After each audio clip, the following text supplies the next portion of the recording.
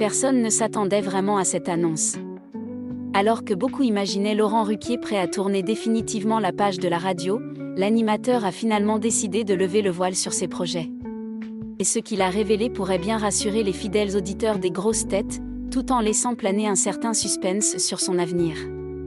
Depuis plusieurs mois, Laurent Ruquier semble amorcer un véritable tournant dans sa carrière.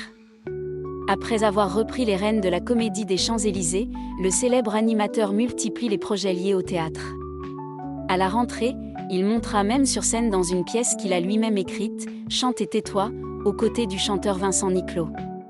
Une nouvelle aventure qui l'a pourtant contraint à faire un choix difficile, celui d'abandonner son émission culturelle sur T18. Un programme auquel il tenait particulièrement. Il reconnaît d'ailleurs qu'il aurait probablement continué si le théâtre n'avait pas pris une place aussi importante dans sa vie. Car préparer une émission culturelle exige un investissement colossal. Lire les livres, assister aux représentations, découvrir les films, rencontrer les artistes. Un rythme intense qu'il ne peut plus concilier avec des représentations quotidiennes sur scène. Pour autant, Laurent Ruquier n'a pas totalement fermé la porte à la télévision.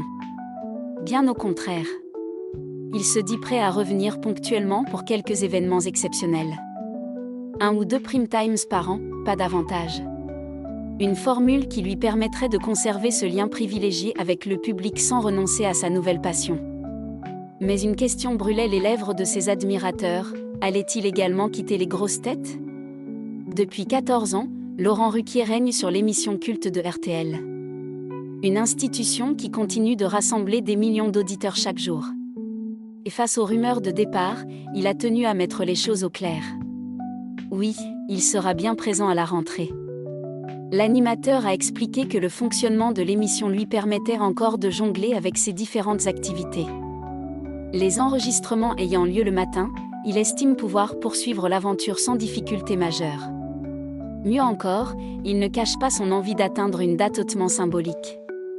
Le 1er avril 2027, les grosses têtes célébreront leurs 50 ans d'existence.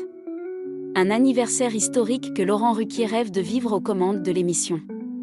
Il a même révélé être actuellement en discussion avec RTL pour prolonger l'aventure encore 1 ou 2 ans. Une déclaration qui ressemble à une promesse faite à son public. Il l'assure, il poursuivra cette mission avec grand plaisir. Mais il reconnaît aussi qu'il ne se voit pas occuper ce poste pendant une décennie supplémentaire. Le théâtre, désormais, semble représenter son véritable avenir.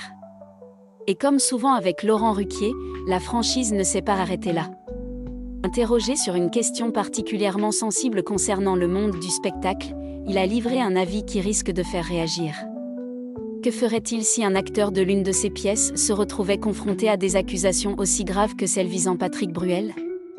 Sa réponse a surpris par sa nuance. Selon lui, la réalité est bien plus complexe qu'on ne l'imagine. Derrière chaque production existent des contrats, des engagements financiers et des responsabilités envers l'ensemble de l'équipe artistique. Dans une telle situation, il estime qu'aucune décision ne peut être prise à la légère. Il rappelle qu'un directeur de théâtre ne peut pas simplement écarter un acteur du jour au lendemain. Pour lui, la décision devrait avant tout venir du principal concerné. Une position qui ne manquera pas de susciter le débat. Entre fidélité aux grosses têtes, passion grandissante pour le théâtre et prise de parole sans détour sur les sujets les plus délicats, Laurent Ruquier semble plus que jamais à un tournant de sa carrière.